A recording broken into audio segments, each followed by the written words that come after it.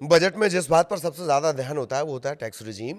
और पिछली बार जो न्यू टैक्स रिजीम में आमूल चूल परिवर्तन किए गए थे उसके बाद से वो फेवरेट बन चुकी है। इससे जुड़े आंकड़े भी आपको बताएंगे। लेकिन खबर तो ये भी आ रही है कि न्यू टैक्स रिजीम को वित्त मंत्री क्या और आकर्षक बना देंगी, और अगर वो इसे और आकर्षक बना देती हैं तो फिर ओल्ड टैक्स रिजीम का क्या होगा।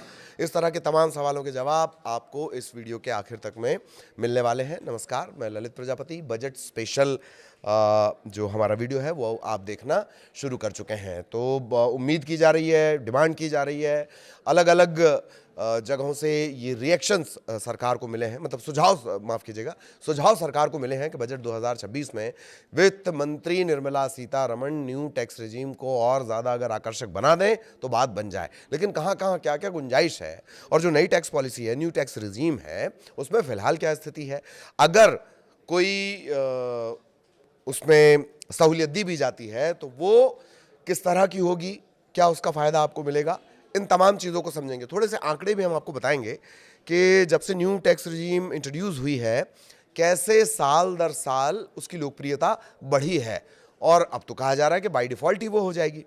तो शुरू करते हैं। बजट 2026 में वित्त मंत्री नई टैक्स पॉलिसी को और आकर्षक बनाने की कोशिश कर सकती है, ऐसा एक्सपर्ट्स का कहना है। एक्सपर्ट्स ये मान रहे हैं, जानकार ये कह रहे हैं कि कुछ ज़रूरी डिडक्शन फिर से शामिल करने से सिस्टम और ज़्यादा फायदेमंद बन सकता है। कुछ और डिडक्शन मतलब जो ओल्ड टैक्स रिजीम है, पुरानी टैक्स भरने का जो तरीका है, उसके कुछ अच्छे पॉइंट्स जो हैं, उसके जो अच्छे की फैक्टर हैं, उनको न्यू टैक्स रिजीम में शामिल कर लिया जाए। अगर आपकी टैक्स रिटर्न भरने की जो जटिल प्रक्रिया है वो इतनी आसान हो जाए कि आप हर साल सिर्फ क्लिक करके पैसा बचा सकें तो मज़ा ही आ जाएगा। बजट 2026 में सरकार दरअसल यही कुछ कोशिश कर रही है। वित्त मंत्री निर्मला सीतारमण नई tax regime, new tax regime को आकर्षक बनाने की तैयारी में है, ताकि जो नौकरी पेशा हैं, जो टैक्स पेयर हैं, या सीनियर सिटीजन हैं, वरिष्ठ नागरिक हैं, तमाम तरह के जो टैक्स पेयर्स हैं वो इसे पसंद करें।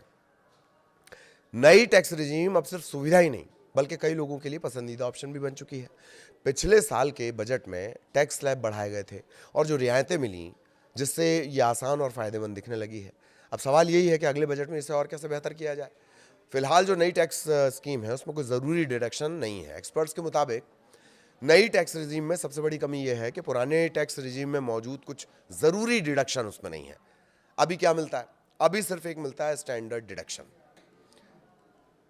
स्टैंडर्ड डिडक्शन है और एनपीएस का कंट्रीब्यूशन, ये दो चीज़ें ही उसमें मान्य होती हैं। एचआरए हो गया, मेडिकल इंश्योरेंस हो गया, एटीसी के कई प्रावधान हो गए, घर का किराया हो गया, ये तमाम चीज़ें उसमें शामिल नहीं हैं। एक्सपर्ट्स का ये कहना है कि कुछ ज़रूरी डिडक्शन फिर से शामिल करने से सिस्टम ज़्यादा फायदेमंद बन सकता है।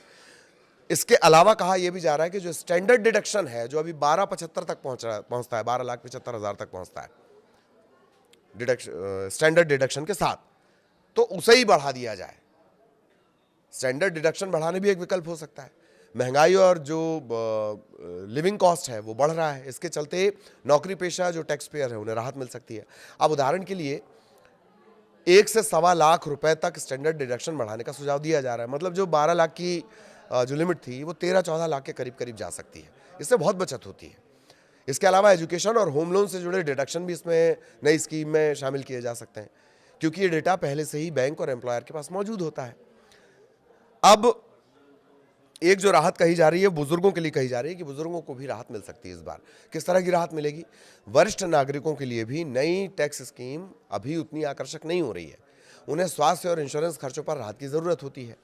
एक्सपर्ट्स का ये कहना है कि बुजुर्गों के लिए जो स्लैब लिमिट है वो बढ़ाने से और मेडिकल खर्चों को शामिल करने से नई स्कीम और ज़्यादा फायदेमंद बनेगी। लोग धीरे धीरे उसकी तरफ और ज़्यादा आकर्षित होंगे। धीरे धीरे जो न्यू टैक्स रिजीम है वही डिफ़ॉल्ट बन जाएगी। कुछ एक्सपर्ट्स का ये भी मानना है कि बजट 2026 में अगर बड़े बदलाव नहीं होंगे, वो ये कह रहे हैं क्योंकि पिछले साल ही बड़े रिफॉर्म हुए हैं, फोकस टैक्स सिस्टम को आसान, भरोसेमंद और कम झगड़ों वाला बनाने पर हो सकता है। मतलब उनका कहना है, कुछ एक्सपर्ट्स का, कि नहीं, रेजीम वगैरह में कोई तब्दीली नहीं आएगी, छूट में कोई तब्दीली नहीं आएगी, सिस्टम को थोड़ा और फ्लेक्सिबल किया जाएगा, सिस्टम को थोड़ा और सरल किया जाएगा। पुराना जो रिजीम है वो पूरी तरह खत्म नहीं होगा, लेकिन धीरे धीरे नया रिजीम में डिफ़ॉल्ट बन जाएगा। सरकार का मकसद सादा और बिना ज़्यादा पेपर वर्क वाला एक टैक्स सिस्टम बनाना है, ताकि लोग आसानी से टैक्स भरें और ज़्यादा पैसे जेब में रहें। और ये सरकार क्यों चाहती है? हमने एक आंकड़ा आपको बताया था, करीब करीब 10 करोड़ टैक्स पेयर्स हैं, कुल आबादी 140 करोड़ है। उस हिसाब से देखा जाए तो जो टैक्स पेयर पड़ते हैं वो 6-7% के आसपास आता है वो आंकड़ा। ये जो 6-7%, अच्छा अमेरिका का सिस्टम आप देख लीजिए, वहां की कुल आबादी का 60% टैक्स पे करता है। और ऐसा नहीं है कि कमाई नहीं हो रही, टैक्स के स्लैब में नहीं आ रहे हैं लोग, या तो जानकारी नहीं है और या जरूरत से ज्यादा जानकारी है कि इधर उधर से घुमा के पैसे बचाए जा रहे हैं। तो सरकार उन पर नजर रख रही है। अब थोड़ा सा न्यू टैक्स रिजीम से जुड़े आंकड़े भी देख लेते हैं।